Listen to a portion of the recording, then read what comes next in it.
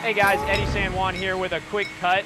I want to show you guys a little bit of a consideration that we have to take in manufacturing any piece of wood. So woodworking is often spoken about as more of an art, and the reason for that is that each and every piece of wood is going to be different. We've got a piece of vertical grain mahogany here, but it does have a slight angle on the grain. So when you use a machine like the joiner that I used earlier, or really any machining tool that spins, you have to take into account that grain direction when you're machining that piece of wood, or you'll get bad tear out and other poor features that you wouldn't want to see in a finished product. So my grandfather used to say, like petting a cat, you want to lay the fur down, not stand it up. So we want the knife to cut this way so that it lays that grain down nicely.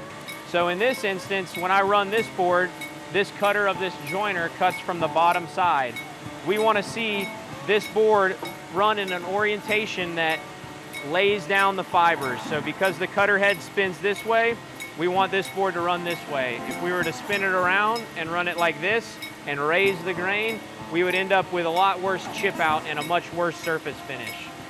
And that's a quick cut of real wood.